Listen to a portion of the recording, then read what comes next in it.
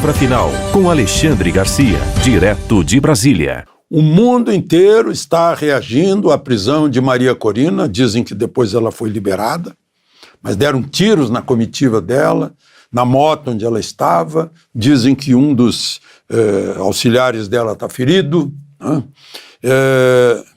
Em Caracas. A Human Rights Watch é que fez a denúncia oficial.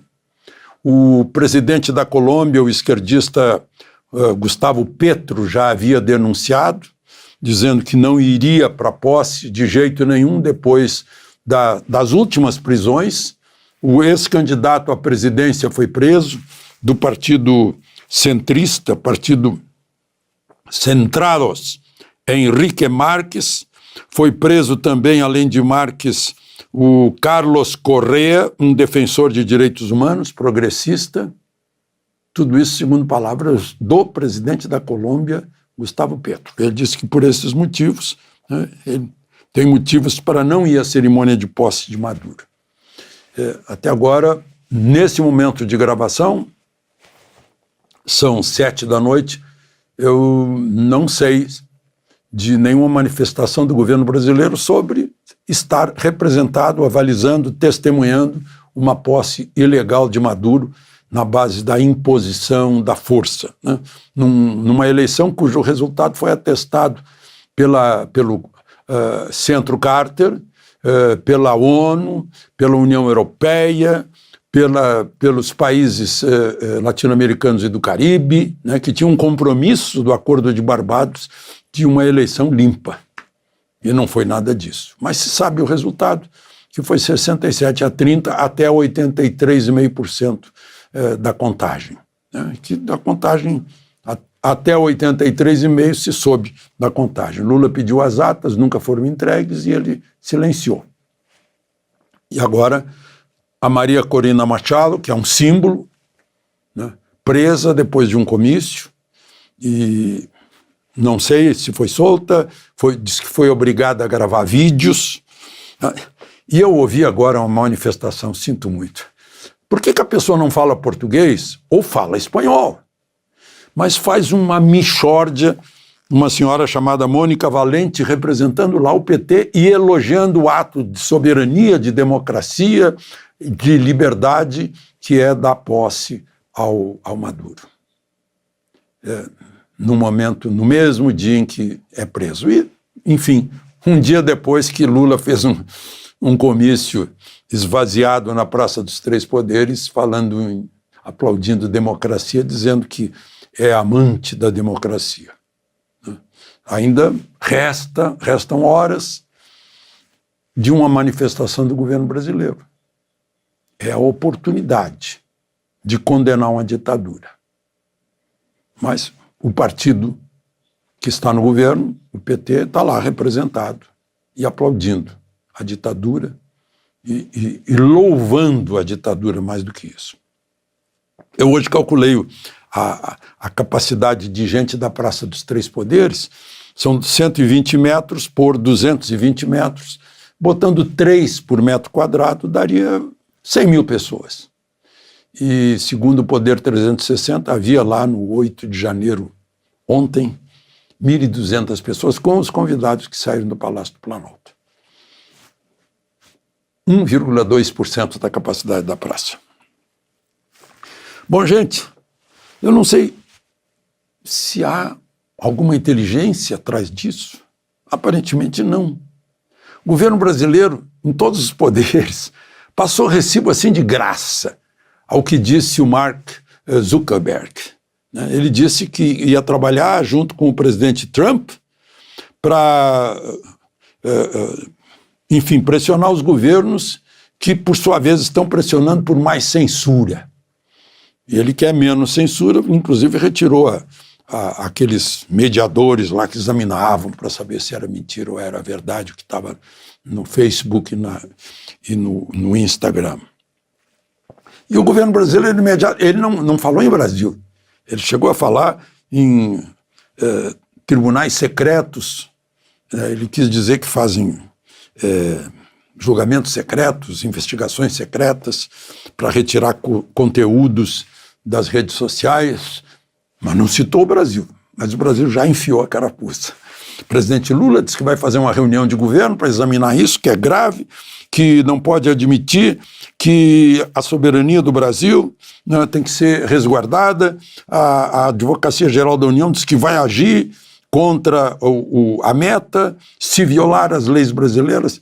É incrível, já supõe que vai violar leis brasileiras, então já anuncia que vai agir, e o próprio ministro Moraes diz que há leis no Brasil que têm que ser obedecidas. Gente, todos estão revelando medo das declarações de Mark Zuckerberg, da Meta. Eu achei tanta ingenuidade aí. Por falar nisso, o ministro Rui Costa, que é o chefe do gabinete civil do presidente Lula, anunciou numa entrevista à Globo News que provavelmente antes de 21 de janeiro vai haver mudanças no Ministério, dando continuidade ao que começou com a saída de Paulo Pimenta e a entrada do marqueteiro publicitário Sidônio. Aí eu fico sabendo que o Sidônio já comandou a gravação de uma entrevista de Lula, de uma conversa de Lula com o futuro presidente, então futuro presidente do Banco Central, o Galípolo. E foram coisas tão primárias, tão ingênuas, tão pueris, recados assim: olha, nós não vamos nos meter no Banco Central. Óbvio que não, a lei não permite. Que o presidente da República, o Banco Central tem autonomia. Olha, nós não vamos isso e aquilo. Parece que estão se dirigindo a um bando de ignorantes, passivos, alienados, que não percebem uma propaganda tão primária. Será que é isso que vai acontecer agora? Eu tenho falado aqui, olha, não adianta nem trocar ministro, nem trocar marqueteiro. Esse Sidônio já era o marqueteiro de Lula. Porque é o cerne da questão. O que deveria ser trocado é introcável. Tem um mandato para cumprir, tem mais 2 anos de mandato, foi eleito pelo povo brasileiro. E pronto. Né? O povo escolheu Lula. Então, eu vejo aí na rede social todo mundo falando de PIX até 5 mil, imposto isso, imposto aquilo, mais imposto e mais imposto, claro. Lula acha que o governo tem que gastar. Né? Ele chama gasto de investimento. Todo mundo sabe disso. E diz facilmente as coisas. Estou usando eufemismo. Como Jaime Lerner certa vez chamou a atenção dele, ele disse, não, mas a gente tem que chutar. Né? Já várias vezes já justificou esse tipo de procedimento. A gente viu, por exemplo, na quarta-feira, discursos acalorados defendendo a democracia. Maravilha. Democracia, liberdade. Só que tem que continuar defendendo a democracia no continente também. Essa sexta-feira tem uma agressão violenta à democracia. Vejam só, Maduro está armou milícias, está cheio de jovem com um fuzil na mão, como se vê aí nessa foto. Né? Parece que a gente está vendo o Hitler lá nos últimos dias de Berlim, armando a juventude para dar a vida por ele. Meu Deus do céu. Não tem como, a oposição lá está esmagada pela força das armas, as armas bolivarianas. O vizinho do Ocidente, que mais recebeu refugiados venezuelanos, o Petro, da Colômbia, é de esquerda, mas está revoltado com isso. Assim como o Boric. O Boric só não recebeu o vencedor da eleição porque estava no Polo Sul, ou na Antártica. Estava na Antártica chilena, reafirmando a presença chilena lá, com todo o direito, aliás. Mas o Boric também não quer saber de ditadura. Chegou a ficar em desacordo com o Lula quando o Lula tentou vender a imagem do grande Maduro, democrata relativo. né? Que ele chamou, disse que a democracia na Venezuela era relativa. Né? É um perigo muito grande nós menosprezarmos aqui a censura. Né? Gente, artigo 220, parágrafo 2º da Constituição Brasileira. É vedado toda e qualquer censura artística, intelectual ou política.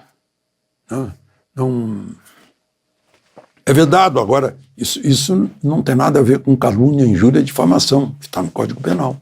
Perfeito. Mas está sendo transportado isso de uma forma a nos tirar a liberdade básica da democracia, que é a liberdade de expressão, vedado o anonimato, claro. De Brasília, Alexandre Garcia.